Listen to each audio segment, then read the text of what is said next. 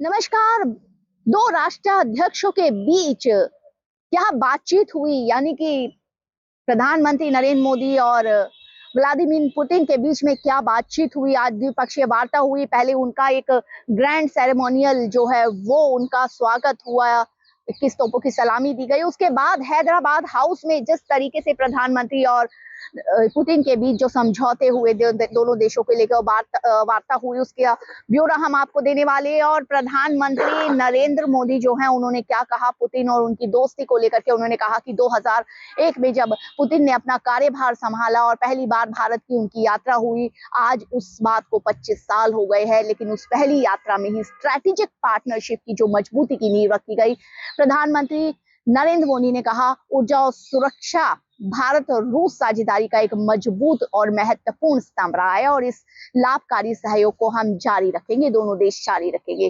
पिछले 8 दशकों में दुनिया ने अनेक उतार चढ़ाव देखे हैं, मानवता को अनेक चुनौतियों और संकटों से गुजरना पड़ा है और इन सब के बीच भारत और रूस मैत्री ध्रुव तारे की तरह अडिग रही है। प्रधानमंत्री नरेंद्र मोदी ने भारत और रूस की दोस्ती को ध्रुव तारे की तरह कहा।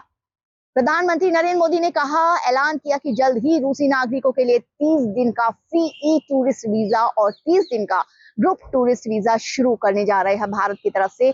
और ये भी कहा कि आतंकवाद के खिलाफ भारत और रूस साथ साथ खड़े हैं, दोनों ही आतंकवाद के खिलाफ हैं। एनर्जी सिक्योरिटी की बात करें तो एनर्जी सिक्योरिटी में पार्टनरशिप भारत और रूस की साझेदारी को एक मजबूत और अहम स्तंभ बताया और इसे विन विन सहयोग को आगे भी जारी रखेंगे, ऐसा प्रधानमंत्री नरेंद्र मोदी ने कहा। उन्होंने कहा कि पुतिन की वजह से रूस भारत का रिश्ता मजबूत हुआ है। भारत और रूस के बीच जो अहम समझौते हुए हैं उनकी भी जानकारी आपको दे देते हैं। कोऑपरेशन और माइग्रेशन पर एग्रीमेंट हुआ, हेल्थ केयर और मेडिकल को लेकर के एजुकेशन पर समझौता हुआ, साथ में फूड सेफ्टी और स्टैंडर्ड्स पर एग्रीमेंट हुआ। और अगर बात करें पोलर शिप्स की और मैरीटाइम कोऑपरेशन पर समझौता हुआ, इसके अलावा फर्टिलाइजर पर एग्रीमेंट हुआ।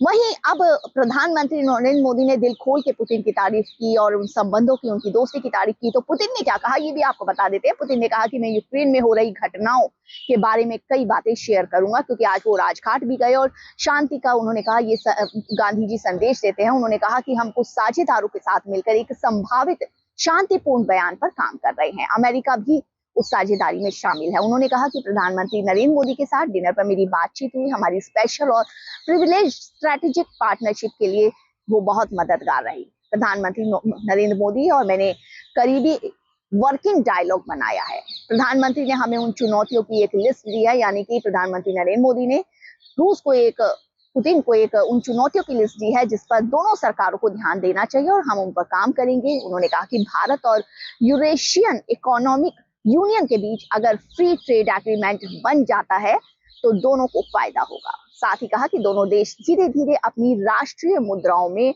व्यापार की ओर बढ़ रहे हैं, जो इस वक्त की सबसे बड़ी जरूरत है व्यापार में।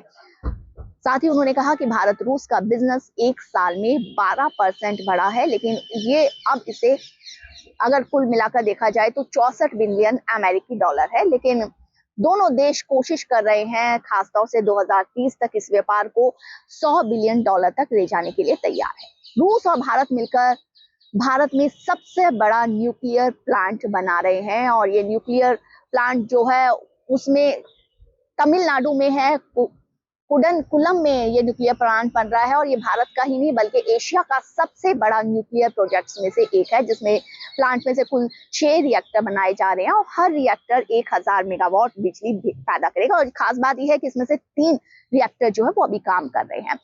इससे भारत को क्लीन एनर्जी मिलेगी, कोयले पर निर्भरता बढ़ेगी, दक्षिण भारत में के राज्यों में बिजली की उपलब्धता और ज्यादा बढ़ जाएगी। एक बड़ा फायदा इसका होगा। भारत के साथ मिलकर नए अंतरराष्ट्रीय ट्रांसपोर्ट रूट्स बना रहे हैं। इसमें एक बड़ा project north south transport corridor है।